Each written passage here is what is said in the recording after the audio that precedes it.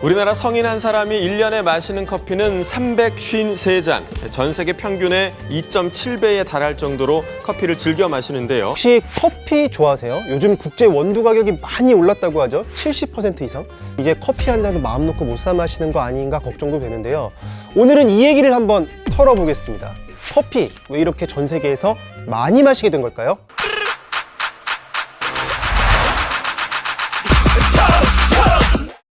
자, 커피 하면 떠오르는 나라 어디세요? 이탈리아? 에스프레소의 나라잖아요. 카푸치노, 아포가토 다 이탈리아어잖아요. 또 어느 나라 떠오를까요? 프랑스. 그렇죠? 카페가 프랑스어잖아요. 카페 문화가 있는 나라. 파리의 센 강변에서 에펠탑 앞에서 커피 한 잔 딱 마시는 이 그림 상상되시죠? 그런데 이 유럽의 커피 문화 어디서 온 걸까요? 이 유럽의 커피 문화 얘기하기 전에 우리가 원두 얘기를 좀 하려고 합니다. 세계에서 가장 많이 먹는 원두 품종 혹시 뭔지 아세요? 세계 3대 원두, 전 세계 생산량의 70%를 차지하는 원두가 바로 아라비카 원두입니다. 얘 고향이 아랍이에요. 맞습니다. 커피 아랍에서 많이 마시기 시작했는데요. 네, 유럽의 커피는 바로 아랍에서 왔습니다. 아랍어 카흐와가 커피라는 뜻인데요. 원래 커피 자체는 7세기 이전에 에티오피아 고산지대에서 처음 발견됐다는 설이 유력해요. 당시에 염소가 빨간 커피 열매를 따먹더니 눈이 확 돌아갔다고 하죠. 당시 목동이 카페인의 존재를 의심했고요. 그러면서 그 당시에 이슬람 수행자들 중심으로 잠을 쫓기 위해 마셨다고 전해집니다. 이러던 커피가 13세기 무렵이 되면 이제 아프리카를 건너 홍해를 넘어 아라비아 반도로 오게 됩니다. 당시 이슬람의 최고 성지인 메카에는 이슬람 율법에 따라서 수행자들이 많이 성지 순례를 오게 되는데 이때 이슬람 전역으로 퍼지게 되죠. 그러니까 한마디로 아프리카에서 커피의 존재를 처음 발견했다면 아랍권에서는 이걸 음료로 개발하기 시작을 한 거죠. 그래서 14세기 무렵이 되면 이제 이슬람권에서 이거를 볶아 먹으면 더 맛있다는 걸 알게 된다고 하죠. 로스팅의 발견이죠. 그래서 그 이후부터 지금까지 커피가 내려오고 있다고 전해집니다.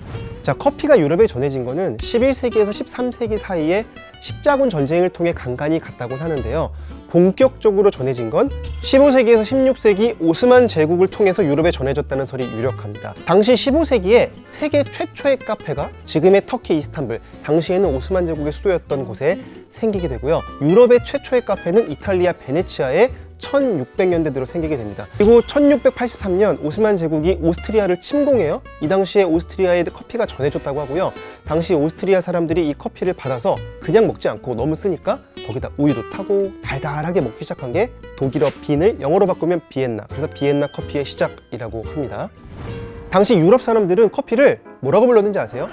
아라비아의 와인이라고 불렀다고 합니다. 무슬림들이 술은 잘 안 먹고 뭔가 까만 물만 마시고 있으니까 그래서 저 사람들이 먹는 와인인가 보다. 그러면서 급기야는 저건 무슬림들의 음료야, 이교도들의 음료, 악마의 음료 이렇게까지 표현하면서 심지어 유럽에 커피 금지령을 내려달라는 청원을 교황청에 넣기도 했다고 합니다. 그러다가 교황청에서 16세기 후반에 클레멘트 8세라는 가톨릭 교황이 커피를 먹어봐요. 맛있네? 그러면서 진행시켜. 해서 바로 기독교에서 커피에 세례를 줍니다. 기독교 사회에서 커피를 본격적으로 공인하게 되죠. 어떤 이교도들이 먹던 음료를 기독교 사회에서 대놓고 먹을 수 없다가 이제 교황께서 허락하니까 마음 놓고 먹게 된 거고요. 그러면서 유럽 전역의 커피 문화가 발달했다고 전해집니다. 어떤가요? 지금 이 커피 하나만 놓고 봐도 사실 이슬람 문화가 유럽에 많은 영향을 끼쳤다는 걸 알 수가 있습니다. 즉 전 세계에서 이렇게 많은 사람들이 커피를 먹게 된 것이 유럽이 주도했던 게 아니라 오히려 이슬람 사회에서 먼저 시작했던 거고요. 그러면서 서구에서는 산업혁명을 주도하면서 해양 진출하고 식민지 개척에 나서게 되죠. 그러면서 유럽의 커피 문화는 또 다른 나라로 전 세계로 퍼지게 된 겁니다. 대표적으로 베트남 커피 굉장히 유명한데요. 베트남은 프랑스의 지배를 받았잖아요. 그래서 프랑스가 또 베트남에 커피를 가져오고 이런 식으로 지금은 전 세계에 많은 커피 문화가 퍼지게 된 거죠.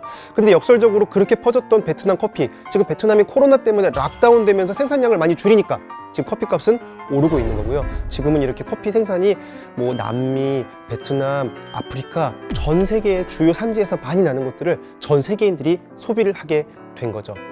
자, 오늘은 커피의 역사에 대해서 간단히 알아봤고요. 커피만 보면 이슬람 문화가 서구에 영향을 많이 끼쳤다는 걸 알 수가 있죠. 그래서 다음 시간에는 이 커피 외에 다른 건 또 뭐가 있는지도 함께 살펴보도록 하겠습니다.